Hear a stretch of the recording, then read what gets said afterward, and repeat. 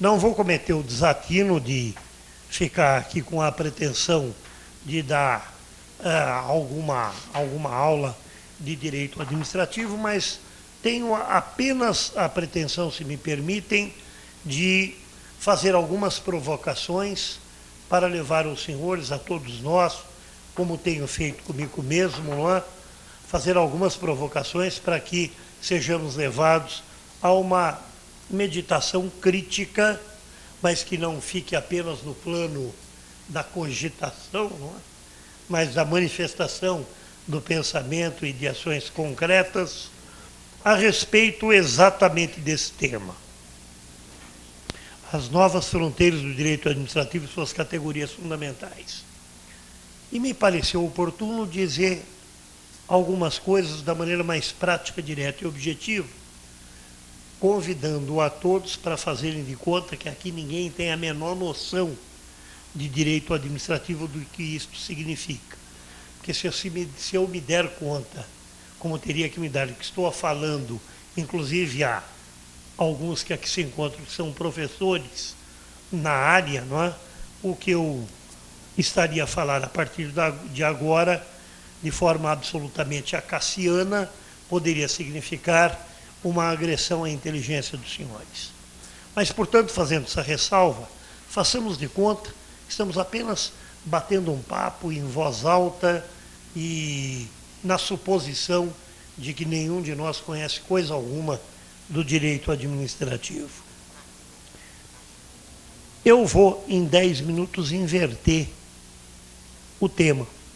As novas fronteiras do direito administrativo e suas categorias fundamentais. Fiz algumas rápidas anotações e me parece que o adequado seria dizer 2 palavrinhas a respeito do direito administrativo, 2 palavrinhas a respeito das categorias fundamentais do direito administrativo e, por último, 2 palavras a respeito do que consta em primeiro lugar no texto, que é exatamente as novas fronteiras do direito administrativo. Bom, direito administrativo, todos nós sabemos do que seja. Né? Nós sabemos que nós estamos submetidos a uma ordem do comportamento humano, que se apresenta como ordem jurídica exatamente porque dotada de coercibilidade. Isto é, a possibilidade do exercício da coerção, inclusive da força física institucionalizada, se for o caso, para fazer respeitar, fazer cumprir as normas que disciplinam a vida em sociedade. E numa sociedade como a nossa, das sociedades modernamente organizadas pelo direito, mediante o desenvolvimento da atividade política no sentido mais elevado do termo, nós temos a ordem coativa do comportamento humano, voltada à disciplina do que nós denominamos, de uma maneira geral, dos administrados, dos cidadãos e das pessoas jurídicas também, nas suas recíprocas relações, mas também a ordem coativa do comportamento humano, mais disciplinadora das atividades desta entidade que conhecemos hoje como sendo o Estado, que poderia ser apresentado numa concepção mais clássica como a organização juridicamente soberana da sociedade política, que reclama, como todos sabemos, por povo, território e governo juridicamente soberano. A soberania, me recordo da definição de um velho professor do primeiro ano da Faculdade de Direito no Largo de São Francisco, o professor Ataliba Nogueira, e ele dizia: soberania é o poder incontrastável de querer coercitivamente e fixar competências. Nunca mais esqueci, não é? Pois bem, diante deste plexo jurídico normativo que disciplina, portanto, coercitivamente, se necessário for, a vida em sociedade e a atuação do próprio Estado, o que nós temos é o Estado de Direito, isto é, o Estado submetido também ele, ou especialmente ele, à ordem jurídica que, em larga medida, ele mesmo produz ao ensejo da sua atividade, sobretudo legiferante. Um Estado de direito, que para alguns soa pleonástico, tá? Um Estado de direito, mas um Estado democrático, que prestigia como o seu valor mais fundamental o princípio da dignidade da pessoa humana, tão bem encarecido pelo colega Belmanto. Pois bem, o Estado desenvolvendo as suas atividades também disciplinado, não é, pelo direito, sabemos que ele desenvolve as mais variadas atividades. Algumas delas podem ser aglutinadas como sendo atividades, digamos, jurídicas no sentido mais estrito. Nós sabemos que o Estado legisla, elaborando normas gerais e abstratas de nível imediatamente infraconstitucional, o que é disciplinado, sobretudo, pelo direito constitucional. Nós sabemos que o Estado também aplica as normas legais nos casos concretos, via de regra compondo conflitos de interesses caracterizados por pretensão resistida e, portanto, exercita a denominada função judicial, que é disciplinada pelo direito processual civil, direito processual penal, direito processual do trabalho, direito processual militar. E também o Estado aplica a lei, as normas legais nos casos concretos, mas de uma outra maneira. Não como um terceiro equidistante em rigor das partes em conflito.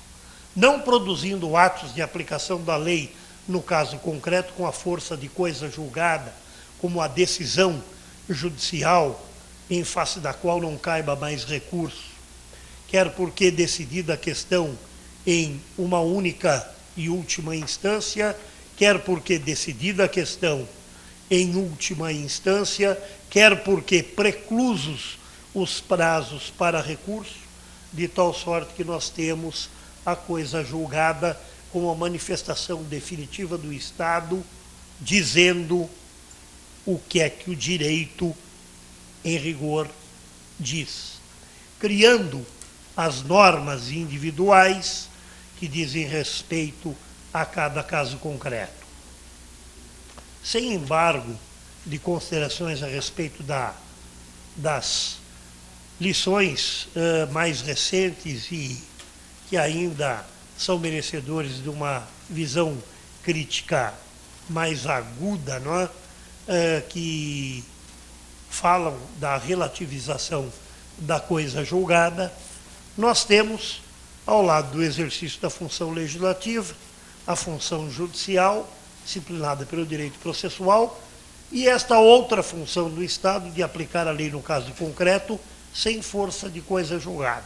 Então, rapidamente, nós falamos, um ato que concede aposentadoria, um decreto que declara um bem de utilidade pública para fins de expropriação, a outorga de uma licença para construir, a outorga de uma licença ambiental, a nomeação de alguém como titular de um cargo de provimento em caráter efetivo, enfim, o Estado aplicando a lei no caso concreto, expedindo atos que não têm a força de coisa julgada, porque se submetem a controle de legalidade pela própria administração no exercício do dever-poder de autotutela dos atos que expede, como pelo judiciário, desde que provocado por quem tenha legítimo interesse para agir. No exercício desta última função, de aplicar a lei no caso concreto, na busca da realização do interesse público primário e não o secundário, como o da administração, que às vezes de público só tem um rótulo, não é? Interesse público primário por definição, de acordo com as vetustas lições de Renato Alessi, tão bem reproduzidas e, digamos, expandidas pelo gênio entre nós de Celso Antônio Bandeira de Melo, o Estado, ao fazê-lo, exercita a denominada função administrativa, que não é nem a legislativa nem a judicial. E exercitam função administrativa órgãos dos poderes, embora seja uma função típica dos órgãos de administração pública do executivo, no sentido estrito do termo, nós encontramos, embora de forma atípica, autoridades integrantes do Legislativo e do Judiciário também exercitando a função administrativa. Como agora, a Justiça Federal promovendo concurso público para provimento de cargo de magistrado. Aí, inclusive, desembargadores exercitando na economia interna do judiciário não uma função judicial, mas uma função rigorosamente administrativa. Tanto é que nos atos da comissão de concurso, embora presidida por um desembargador, cabe, em tese, até mesmo a impetração de um mandado de segurança para fazer, então, com que a própria Justiça Federal, mas aí no exercício da função judicial, exercite o controle de atos administrativos expedidos por autoridade integrante do próprio judiciário. Por essa razão, se costuma dizer o seguinte: o direito administrativo é o ramo do direito público, princípios e regras que diz respeito ao exercício pelo Estado exatamente dessa função, da função administrativa. Um direito que não é codificado e é um direito em que a competência legislativa, que implica a produção de normas que nele se consubstanciam, não é privativa da União, a competência, nem dos estados, nem do Distrito Federal, nem dos municípios. União, estados membros da Federação, Distrito Federal e municípios têm competência para legislar sobre direito administrativo com observância da discriminação constitucional de competências em face do regime federativo instituído e nos termos em que instituído pela Constituição de 5 de outubro de 88. E, portanto, nós temos o exercício da função administrativa nas atividades do CAD, que firma acordos de leniência nos termos da lei, que aplica sanções aos violadores da ordem econômica, ao ensejo de processos rigorosamente administrativos, expedindo atos passíveis de controle também pelo Judiciário, em virtude do nosso princípio constitucional da universalidade da jurisdição. Exercita função administrativa a autoridade municipal a expedir uma licença para construir, ao aprovar um loteamento, um parcelamento do solo para fins urbanos, e vai por aí afora. Constitui também exercício de função administrativa a outorga de concessões de serviço público, concessões precedidas ou não da execução de obra pública. E nós temos uma parafernália de legislação, portanto, que no seu conjunto compõe o direito administrativo. Estatuto de Servidores, a Lei de Licitações, 8666 de 93, a de Concessões e Permissões, 8987 de 95, a Lei das PPPs, mais recentemente o Regime Diferenciado de Contratações Públicas, a legislação, a lei que instituiu a Anatel, a ANEL, a ANA, a legislação que dispõe a respeito de processo de licenciamento ambiental, tudo isto é direito administrativo. E nós temos assistido uma tendência irrefreável ao estudo atomizado do direito. Parece, e sob certo aspecto, infelizmente, em alguma medida, que já se foi o tempo em que se fazia advogados, em que se formava advogados, que tratavam com razoável desenvoltura, e às vezes com muita desenvoltura, de questões de direito civil, de direito penal, de direito do trabalho, de direito comercial. Eu sempre dizia o seguinte: poxa, invejável, e me permitam invocar um exemplo da família, né?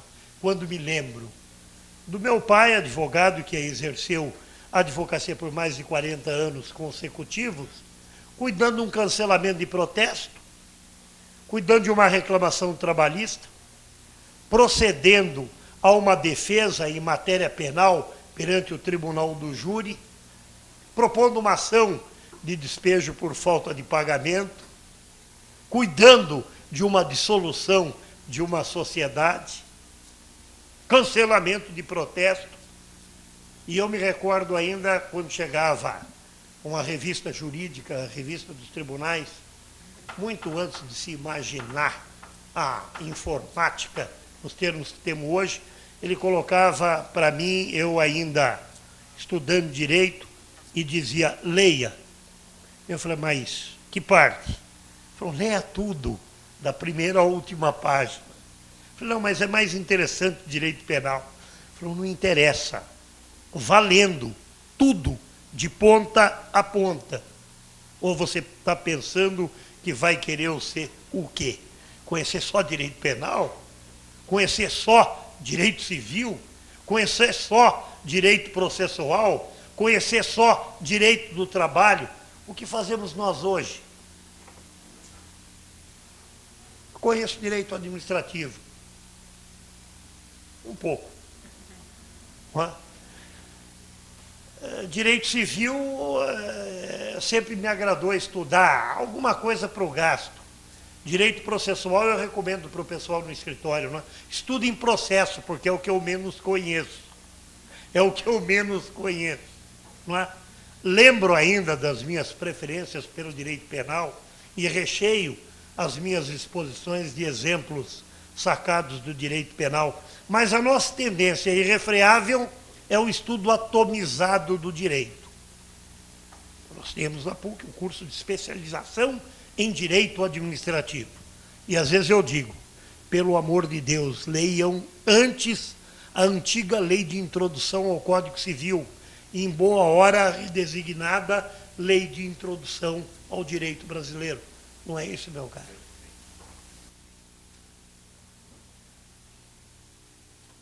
Leiam pelo menos o primeiro volume, o primeiro tomo do Tratado de Direito Privado de Pontes de Miranda. Aí então olhem para mim e falam: quem é que ele pensa que é?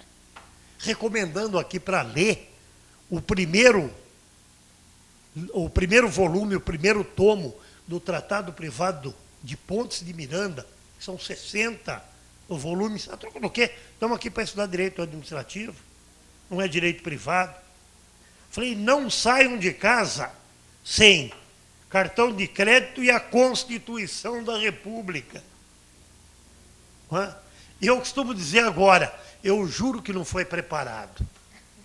Juro que não foi preparado. Para nós advogados, não saiam de casa sem o estatuto da advocacia e da OAB. Talvez eu tenha colocado aqui para melhor me proteger de algum assalto, não? Torcendo para que um instrumento pérfuro contundente venha por aqui.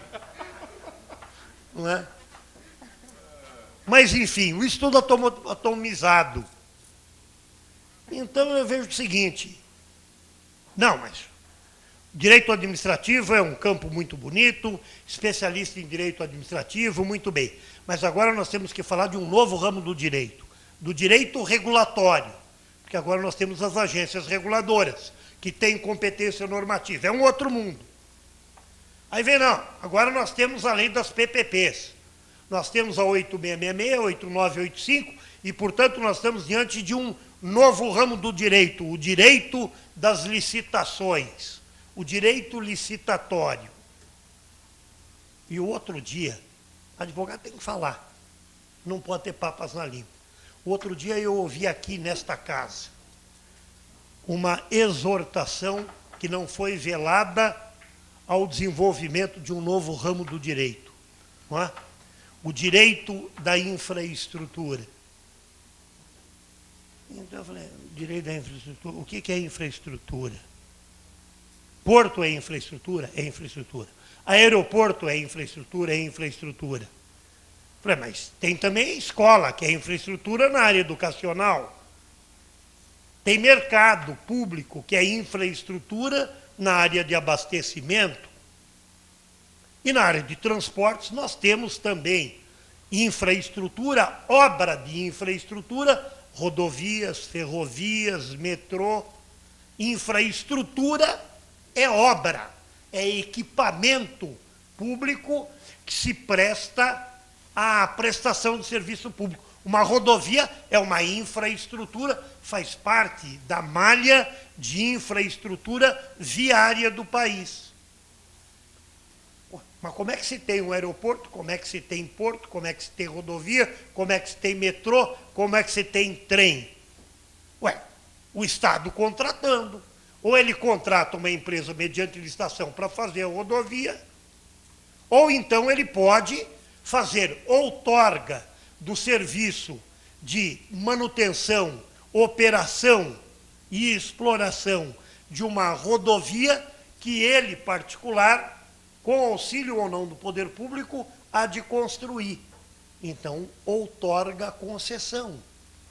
Num regime mais tradicional, como o da 8987, ou num regime mais específico, que é o da lei das PPPs, com a concessão patrocinada, com a concessão administrativa, que de concessão só tem o nome, e nós temos, para realização de licitações, inclusive agora, para determinados objetos que a cada dia se alargam mais, um regime diferenciado de contratações. Então, nós estamos diante de um novo direito administrativo. Me permita, meu caro Delmanto, seria o mesmo que dizer o seguinte: amanhã o Congresso Nacional produz uma nova lei penal e Vossa Excelência sair por aí dizendo que nós temos um novo direito penal. Não, Vossa Excelência não cometeria essa barbaridade. Diria, eu sou especialista em direito penal. Saiu uma nova lei penal, vamos examiná-la à luz da teoria geral do direito penal, porque as categorias fundamentais estão na parte geral. Quando o crime é consumado, quando é tentado, o que é crime doloso, o que é crime culposo, o que é culpa consciente, o que é dolo eventual.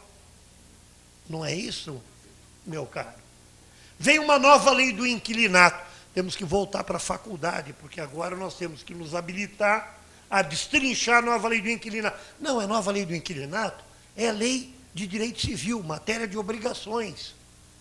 Bom, então, diante de um contrato de locação sob a égide de uma nova lei, nós vamos estudar um contrato de locação. Por quê? Porque eu sei o que seja contrato.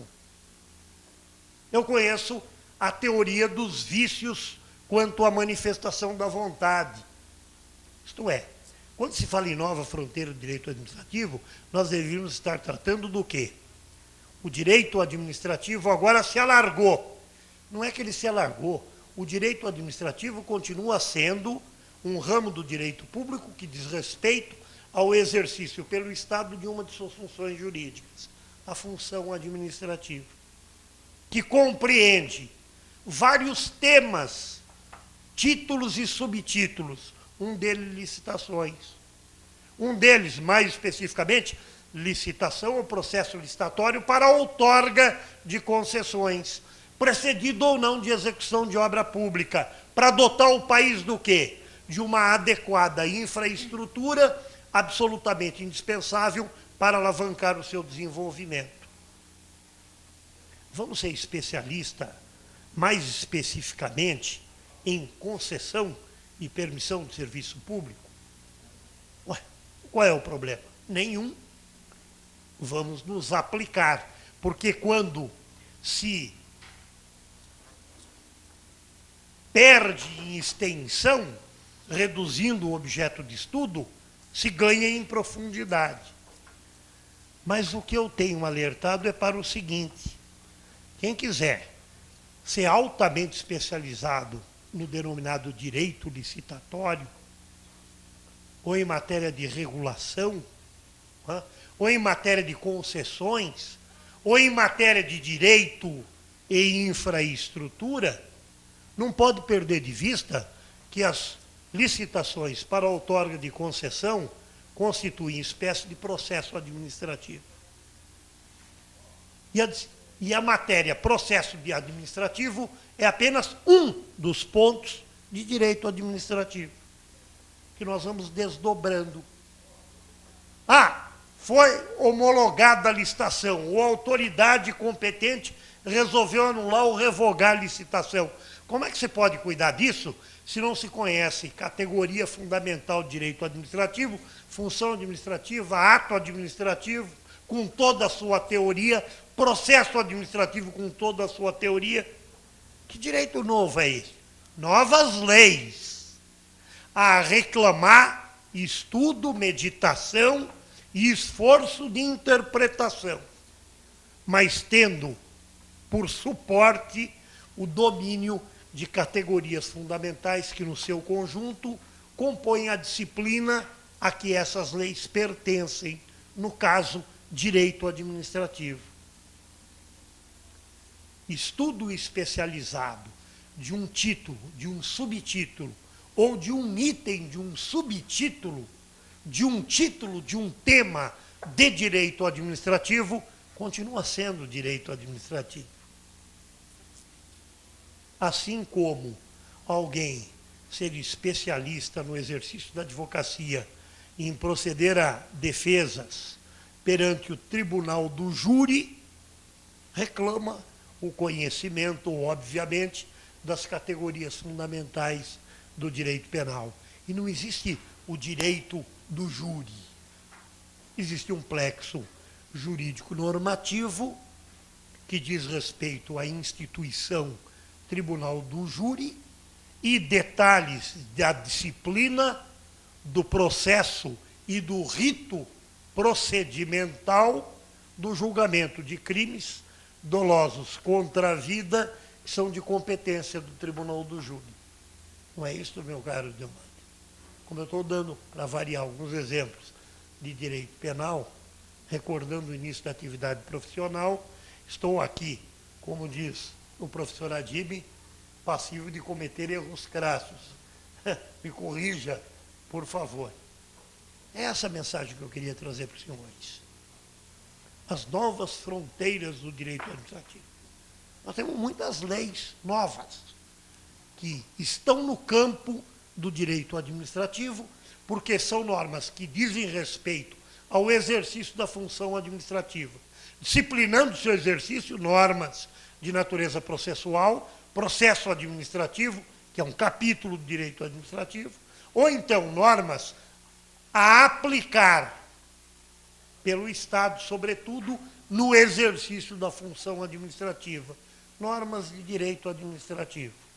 E, portanto, embora não devamos ter uma postura que, aos olhos de alguns, possa parecer demasiadamente conservadora ou mesmo preconceituosa, fiquemos livres das amarras de quem, até imperceptivelmente, vai se tornando impermeável aos avanços legislativos, com melhor ou pior qualidade. Porque também me parece certo dizer que já não se faz leis como antigamente. Né? Também no direito administrativo isto ocorre. Não sejamos impermeáveis aos avanços da doutrina, aos avanços da jurisprudência e ao advento de novas leis a respeito desta ou daquela matéria, velha ou nova, que deve sofrer um primeiro exame para dizermos da sua conformação ou não, antes de tudo, ao sistema constitucional. Mas também estejamos advertidos da obsessão pela novidade, porque aí então nós estaremos simplesmente ignorando a própria história do direito. E eu termino essa exposição despretensiosa e assistemática, lembrando uma fala que tenho dito de vez em quando, eu diria até como uma espécie de desabafo. Então, quando eu ouço falar, porque também tem isso, se a gente não domina a linguagem nova, estamos out. Por exemplo, quem não fala em regulação, em marco regulatório, está out. Não pode falar em lei geral, disciplina básica, lei fundamental. Tem que falar em marco regulatório. Se não fala em marco regulatório, não está in, está out. Então eu digo o seguinte, fica bonito falar em marco regulatório, não é? Olha como eu sou moderno.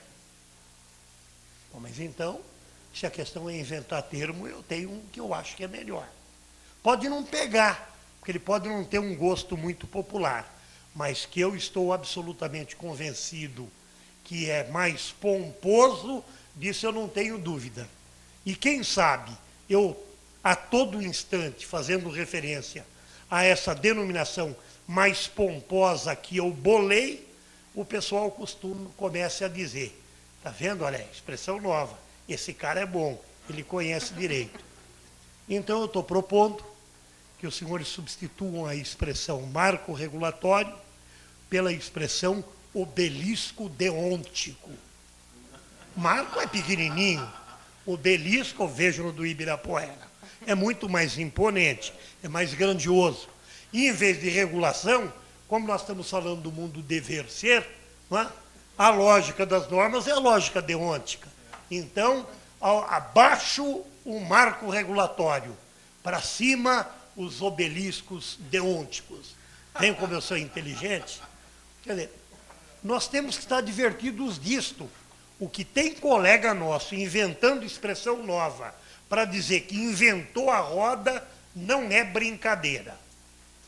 Que tem o direito de fazê-lo, não há dúvida nenhuma. Assim como também nos assiste o direito de criticar e com a veemência com que entendemos necessário. Sejamos abertos às novidades, mas jamais abdiquemos do raciocínio crítico e, sobretudo, do respeito aos clássicos. Porque se hoje nós temos condições de avançar, é porque antes de nós, outros com a mesma ou maior competência souberam trilhar ou souberam preparar a estrada que hoje, com maior desenvoltura, estamos a percorrer.